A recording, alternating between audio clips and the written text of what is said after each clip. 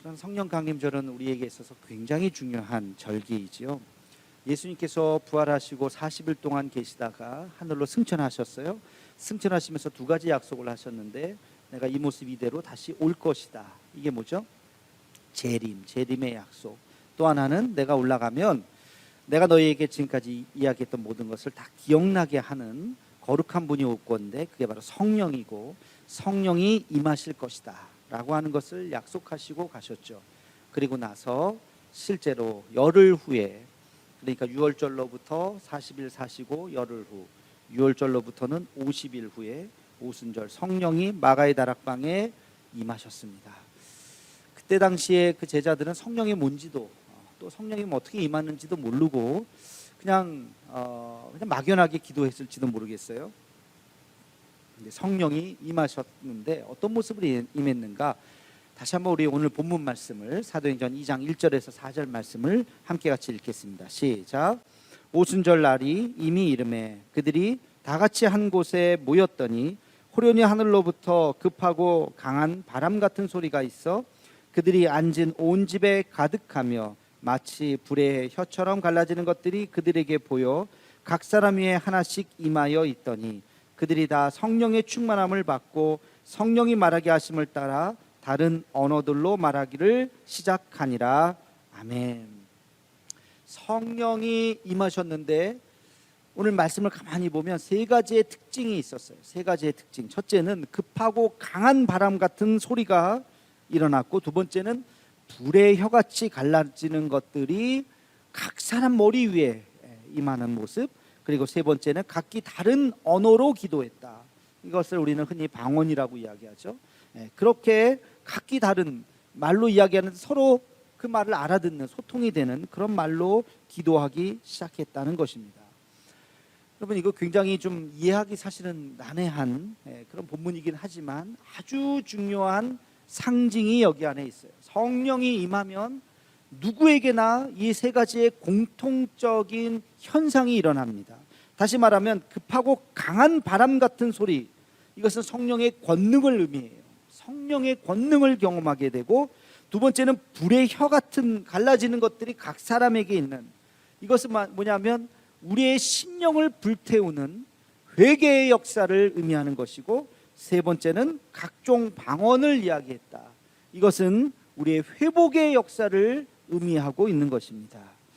이것은 이 당시뿐만이 아니라 그 이후에 성령을 받은 사람들에게 공통적으로 나타나는 현상입니다. 제가 여러분들에게 오늘 제목도 그렇지만 성령을 받으셨습니까? 라고 질문을 한다면 여러분 뭐라고 대답하시겠어요? 어떤 분들은 네, 어떤 분들은 글쎄요, 어떤 분들은 받은 것 같기도 하고, 이거 뭐 안 받은 것 같기도 하고, 뭔가 애매하게 생각되실 수도 있겠어요. 그럴 때 이 세 가지 기준을 생각하시면 돼요. 내가 성령을 받았는가라고 했을 때 이 세 가지 기준에 부합하는가를 한번 잘 생각해 보시기 바랍니다. 다시 한번 우리가 생각을 해보겠습니다. 첫 번째는 급하고 강한 바람 같은 소리가 일어났다. 이걸 뭐라 그랬어요? 이것을 성령의 권능이라고 그랬어요. 성령의 권능, 어떤 특별한 은혜가 나에게 임하는 순간입니다. 조금 쉽게 이야기하면 여러분이 성령으로 인해서 신비한 경험을 하게 되는 것이에요. 신비한 경험, 일상적이지 않은 경험들. 그것이 꿈으로 나타날 수도 있어요. 어떤 환상으로 나타날 수도 있어요. 어떤 기적으로 나타날 수도 있어요. 기도의 응답으로 나타날 수도 있어요. 여러분 신앙생활 하면서 뭔가 하고 뭔가 새롭게 느껴지는 것, 저는 참 이것을 이야기하라 그러면 굉장히 많습니다. 꿈도 꿨고요, 환상 비슷한 것도 제가 보게 되었고요, 그런 음성도 들었고요, 그리고 어떤 기도의 즉각적인 응답을 경험했던 경우도 여러 번 있었어요. 부인할 수 없는, 제가 얘기하면 어떤 분들은 에이 뭐 그런 일 가끔 일어나요 하면서 유치하게 생각할지 모르겠지만, 저에게는 너무나도 확실한 성령이 나에게 임하신 표적처럼 저는 느껴져요. 그런 성령의 체험들, 이것이 여러분들에게 있습니까? 여러분 신앙생활 하면서 뭔가 하는 순간, 뭔가 하나님의 어떤 신비한 그런 경험을 겪었던 그 순간이 있느냐는 거예요. 성령이 임할 때 우리가 그 권능을 느끼는 거예요. 그 권능을. 두 번째는 그 권능이 그냥 느껴지고 끝나면 안 돼. 야, 신기한 경험했네. 야, 재밌네. 이런 일들이 다 있네. 이러고 끝나면 그건 성령의 역사가 아니에요. 그 성령의 역사가 일어나면 두 번째 어떤 일이 일어난다고 그랬어요? 불의 혀같이 갈라지는 것이 각 사람에게 임했다. 여러분, 여기서 각 사람에게 중요해요. 각 사람에게 불의 혀같이 갈라지는 것이 임했다고 하는 것은 성령의 임재는 우리에게 회개의 역사를 가져다 주는 것입니다. 우리를 불태우는 것이, 우리의 잘못된 모든 죄악들을 다 불태우는 역사가 일어나는 것입니다.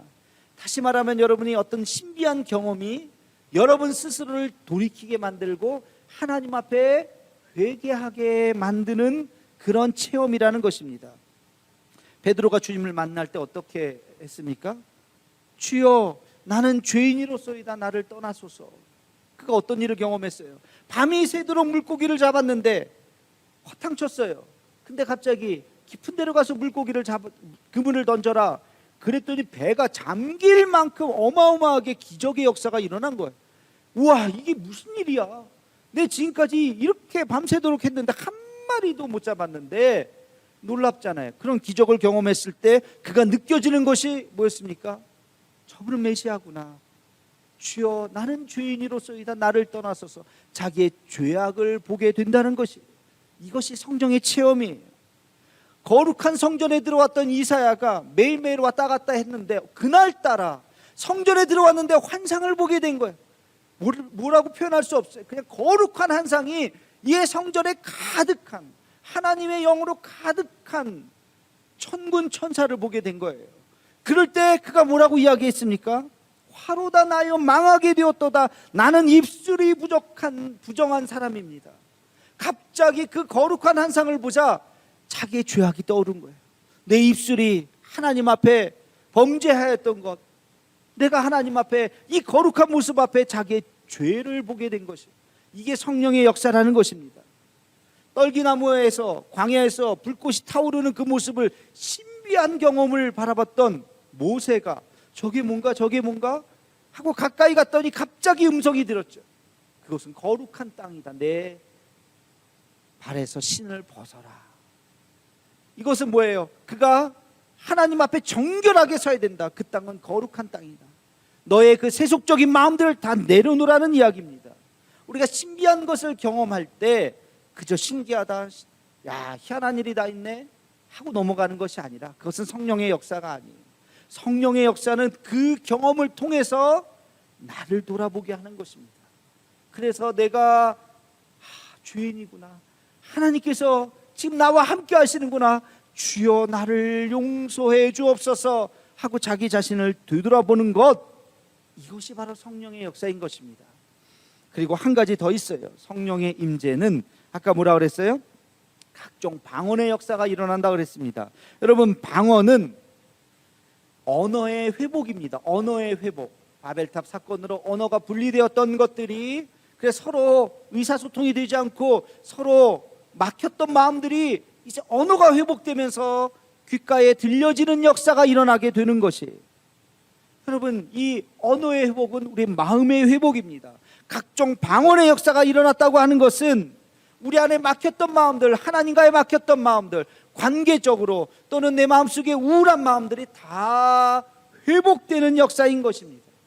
들리지 않았던 것들이 들리고, 깨닫지 못했던 것들이 깨달아지고, 보지 못했던 것들을 볼 수 있는 그 마음, 그것이 바로 회복의 역사인 것입니다. 성령이 임재하시면 우리 안에 이런 회복의 역사가 일어나는 줄로 믿습니다. 원수되었던 사람들이 갑자기 사랑스러워지는 거예요. 저 사람 미워 죽겠는데 어느 날 보면 밉지가 않은 거예요. 같이 대화할 수도 있어요. 같이 밥 먹을 수도 있어요. 그 사람을 위해서 내가 기도해 줄 수도 있어요. 그런 마음이 어떻게 이렇게 생기는가? 성령의 역사인 것입니다. 싸우던 사람이 악수하고 허그할 수 있는 마음, 누구와도 소통할 수 있는 마음, 이것이 바로 성령의 역사인 것입니다. 여러분, 성령이 나에게 임재했는가, 임재하지 않았는가? 다시 한번 제가 여러분에게 물어볼까요? 여러분, 성령 받으셨습니까? 그럴 때 이 세 가지 질문에 대해서 스스로 생각해 봐야 돼요. 나는 신비한 체험, 어떤 일상적이지 않은 하나님이 나와 함께 하시는 그런 체험을 갖고 있는가? 그것을 통해서 나는 하나님 앞에 회개하는 일이 있었는가? 그리고 그것이 나를 상처나고 힘들고 연약했던 내 마음속에 회복의 역사가, 다시 새 힘을 얻는 그런 역사가 나에게 있었는가? 이 대답에 아멘으로 대답할 수 있다면 여러분은 성령 받으신 분이십니다. 그러나 교회를 아무리 오래 다녔어도 그런 체험이 없고 회개의 눈물조차 흘린 적이 없고, 그리고 여전히 내 안에는 분노와 미움과 이런 세상에 대한 어떤 이 증오로 가득한 마음이 있다면 여러분 한번 의심해 봐야 돼요. 여러분 진짜 성령을 받았던가 한번 의심해 봐야 되는 것입니다. 왜? 성령의 역사는 이렇게 나타나기 때문에. 마가의 다락방에 그렇게 임하시면서 그들이 변화되고 그 변화된 120명이 세상을 뒤집어 놨잖아요. 이런 역사가 오늘도 우리 안에 있는 줄로 믿습니다. 자, 이제 우리는 한 가지 더 깊은 질문을 하나 해봐야 됩니다. 자, 성령은 우리 안에서 어떤 역할을 하시는가? 다시 말해서 성령이 우리에게 그렇게 임재하셨으면 우리 안에 어떤 변화가 일어나는가? 성령은 우리를 어떻게 인도하시는가? 이 질문을 해야 됩니다. 이것을 성령의 역할이라고 이야기할 수 있는데, 성령의 역할 그러면 너무 딱딱해요. 너무 무슨 수업 시간인 것 같고. 그래서 좀 풀어서 보면, 성령이 여러분에게 임재하셨다면 그 성령 하나님께서 여러분의 삶을 어떻게 변화시키고 인도하셨는가? 이것을 여러분 한번 잘 기억하셔야 됩니다. 첫 번째, 성령이 우리 안에 임재하시면 우리 안에 구원받았음을, 예수님이 나의 구원자가 되셨음을 고백하고 그 감격 가운데 매일매일 살아가게 되는 것입니다. 그래서 이게 제일 중요한 거예요. 성령이 우리 안에 임하시면 십자가가 달라 보이는 거예요. 십자가가 그냥 무덤덤하게 보이는 것이 아니에요. 예수님이 나를 위해서 십자가에 달려 돌아가셨다고 하는 그 사실이 눈물을 글썽이면서 내 마음속에 주여 나 같은 죄인을 살려주셨나이다 하면서 눈물로 나아갈 수밖에 없다는 것입니다. 그게 성령의 역사예요. 성령이 우리 안에 임하시면 예수님의 그 구원을 감격으로 받아들일 수밖에 없다는 것이에요. 우리 고린도전서 12장 3절 말씀을 함께 같이 읽겠습니다. 시작. 그러므로 내가 너희에게 알리노니 하나님의 영으로 말하는 자는 누구든지 예수를 저주할 자라 하지 아니하고 성령으로 아니하고는 누구든지 예수를 주시라 할 수 없느니라. 아멘. 성령으로 아니고서는 예수님을 나의 구주로 고백할 수 없다는 거예요. 여러분, 예수님이 여러분의 구주가 되심을 고백하십니까? 네, 아멘이죠. 네, 여기서 노멘 하실 분 아무도 없죠. 네, 교회 안에 있기 때문에 그래요. 그러나 교회 밖으로 나아가서 예수님 믿으세요 한마디예요. 굉장히 알레르기 반응을 일으키는 분들이 많아요. 우리 전도대원들 갔다 와서 이렇게 보고서 쓰는 거 봤더니 아주 예수 믿는 것들 저리 가. 뭐 예수님이 싫은 거는 말할 것도 없고 예수 믿는 사람들조차 싫은 거. 왜 싫은지 모르겠어요. 그냥 싫은 거예요. 왜? 마음이 다쳐서 그래요. 마음이 다쳐서요. 성령이 임하지 않으면 예수님을 나의 구주로 고백할 수 없다니까요. 사도 바울이 그랬잖아요. 이건 영적인 문제인 것입니다. 영적으로 막혀 있으면, 악한 영이 우리를 지배하고 있으면 그냥 싫은 거예요. 그냥 싫어. 그냥 교회 다니는 사람들 보는 것도 싫고 교회 십자가 보는 것도 싫은 거예요. 로마서 8장 5절에 보면 이런 말씀이 있습니다. 육신을 따르는 자는 육신의 일을, 영을 따르는 자는 영의 일을 생각하나니. 세상은 육신의 일이 있고 영의 일이 있어요. 육신의 일에 속해 있는 사람은 영을 볼 수가 없어요. 해석을 할 수가 없어요. 이해를 할 수가 없는 것입니다. 어느 날 영의 눈이 떠지기 시작하면 보여요. 그 세계가 보이는 것입니다. 그게 성령이 우리 안에 임재하시면 예수님이 얼마나 존귀한 분이신지를 깨닫게 되는 거예요. 말로 하는 것이 아니라고요. 전도는 말로 하는 것이 아니라고요. 내 안에 있는 거룩한 성령의 역사로 그 사람의 묶였던 마음이 열려지는 역사가 일어나는 것인 줄로 믿습니다. 이게 성령의 역사인 것입니다. 그래서 성령이 우리 안에 임재하시면 구원받은 이 감격 가운데 살아가는 것이 첫 번째 성령의 은혜인 줄로 믿으시기를 축원합니다. 자, 두 번째 성령의 역할, 성령이 우리 안에서 어떤 일을 하시는가? 우리 로마서 8장 26절 말씀을 함께 같이 읽겠습니다. 시작. 이와 같이 성령도 우리의 연약함을 도우시나니 우리는 마땅히 기도할 바를 알지 못하나 오직 성령이 말할 수 없는 탄식으로 우리를 위하여 친히 간구하시느니라. 아멘. 여러분 잘 아는 말씀이죠. 성령이 말할 수 없는 탄식으로 우리를 위해서 기도하신다. 성령의 역할은 우리를 위로하시고 격려하시고 우리를 보호하시고 우리를 품어주시는 그 역할을 성령이 우리 안에 계셔서 그 일을 지금 하고 계시는 것입니다. 지난주에 말씀을 드렸어요. 성령이라고 하는 말에 헬라어가 뭐라 그랬어요? 이걸 기억하시는 분은 대단히 훌륭한 분이세요. 지난주에 분명히 말씀을 드렸는데 성령이라고 하는 이 헬라어는 파라클레이토스, 그렇죠? 파라라고 하는 것은 옆에, 클레이토스 말하는 거예요. 파라클레이토스는 내 옆에서 말하는 분, 내 옆에서 무슨 얘기를 해요? 나한테 잔소리하는 게 아니라 나를 변호하고 위로하고, 아유 힘들어요 그러면 힘들지 괜찮아 이겨낼 수 있어. 그러면서 나에게 우리 어린아이들 엄마가 옆에서 어이구 우리 아들, 어이구 우리 딸 괜찮아 괜찮아 하면서 안아주면 아이들이 엄마 품에서 다시 용기를 얻잖아요.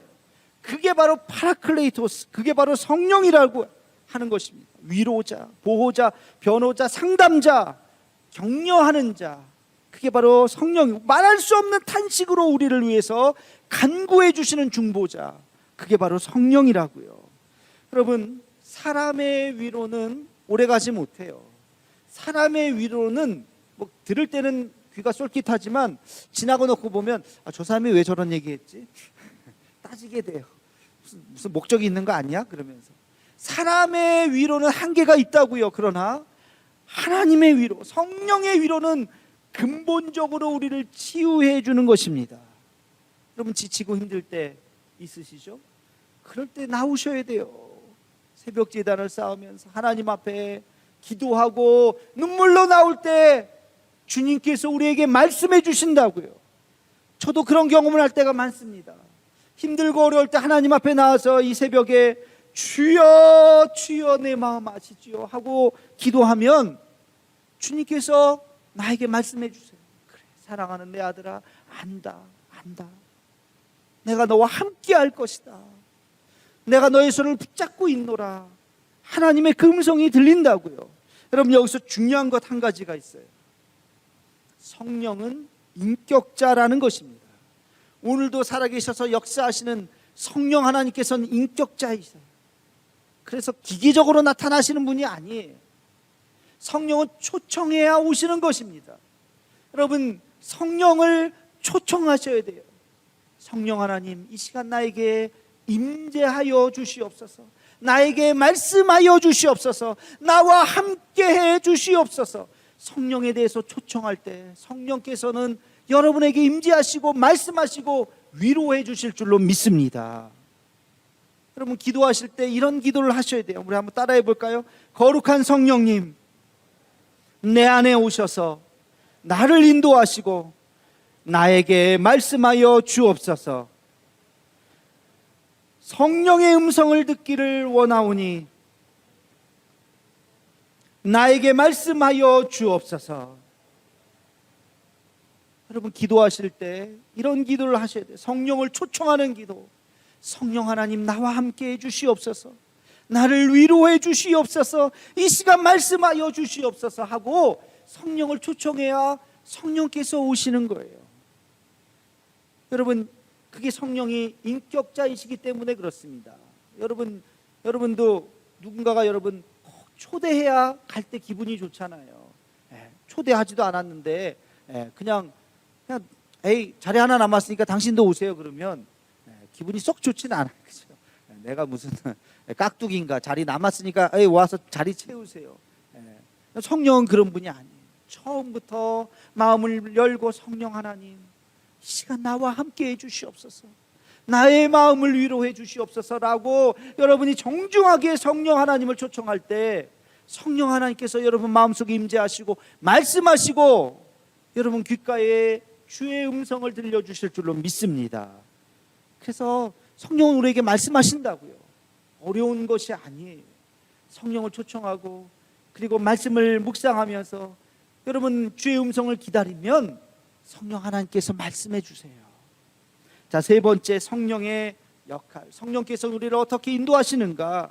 우리 갈라디아서 5장 22절 말씀을 함께 같이 읽겠습니다. 시작. 오직 성령의 열매는 사랑과 희락과 화평과 오래 참음과 자비와 양선과 충성과 온유와 절제니 이 같은 것을 금지할 법이 없느니라. 아멘. 성령의 열매가 나와요. 다시 말해서 성령이라고 하는 것이 우리 안에 임재하시면 우리 안에 열매가 맺혀져요. 그 열매가 어떤 열매예요? 인격의 열매라는 것입니다. 여러분 지금 여기 성령의 열매라고 소개한 이 9가지는요, 그 당시 헬라 철학자들이 말하는 아주 성자들, 성인들이 갖추어야 하는 덕목하고 똑같습니다. 우리로 따지면 동양에서 성인 군자라고 이야기하잖아요. 아주 훌륭한 인격을 가진 성자들, 성인 군자들은 이러이러한 요소를 가지고 있어야 합니다라고 하는 그 요소와 지금 성령이 우리에게 임하시면 너희가 이런 열매를 맺을 것이다 라고 하는 지금 이 요소가 똑같아요. 사랑과 희락과 화평과 오래 참음과 자비와 양선과 이런 것들이 우리 안에 맺혀진다는 것입니다. 다시 말하면 신앙과 인격은 별개가 아니에요. 분리된 것이 아니에요. 신앙은 좋은데 인격이 형편없네? 이런 말은 성립될 수가 없어요. 신앙은 좋은데 인격이 형편없네? 이 말은 모순이라고요. 왜? 신앙이 좋은 게 아니기 때문에. 좋은 것처럼 우리가 착각하는 거죠. 직분이 있으면 신앙이 좋은 것처럼 착각할 수 있어요. 교회를 오래 다니면 신앙이 좋은 것처럼 착각할 수가 있어요. 예배 잘 나오면 신앙이 좋은 것으로 착각할 수 있어요. 착각이에요. 그 사람의 신앙의 수준은 그 사람의 인격의 수준입니다. 그 사람의 인격의 수준이에요. 아무리 교회를 오래 다녀도 아무리 직분이 있어도 화평하지 않은 사람, 충성하지 않는 사람, 온유하지 않는 사람, 절제하지 않는 사람, 신앙이 좋은 게 아니에요. 이중인격이에요. 성령의 사람은 성령이 우리에게 임재하시면 우리가 변화되고 인격의 사람으로 성숙하게 됩니다. 사랑이 많아지게 되고 내 안에 어떤 어려움이 있어도 흔들리지 않고 기쁨과 감사가 넘치고 화평케 하고 화목하게 하고 자비로운 마음을 가지고 나누게 되고 충성스럽게 이야기하고 늘 겸손하고 절제할 줄 아는 그런 열매가 맺혀져 있는 사람이 진정으로 신앙이 좋은 사람인 것입니다. 왜? 이것이 성령의 열매이기 때문에 그렇습니다. 여러분 성령을 받으셨습니까? 성령을 받았다면 십자가를 그냥 볼 수가 없어요. 십자가 앞에서 내 눈이 가슴 벅찬 감동이 있게 되는 것입니다. 내 안에 성령이 역사한다면 늘 하나님의 음성을 듣습니다. 주님의 위로하심을 경험합니다. 그래서 흔들리지 않습니다. 어떤 어려움도 이겨낼 수 있습니다. 포기하지 않습니다. 절망하지 않습니다. 왜? 성령께서 나에게 날마다 말씀하시기 때문에. 그리고 그런 신앙생활을 통해서 내 인격이 성숙한 하나님의 사람으로 변하는 것이 미워하지 않습니다. 용서합니다. 그런 사랑이 많은 사람으로 변하는 것, 이게 진정으로 성령 받은 자인 것입니다. 여러분, 우리의 남은 인생 성령께서 우리 안에 역사하셔서 성령의 은혜로 살아가는 저와 여러분의 삶이 되기를 주님의 이름으로 축원합니다.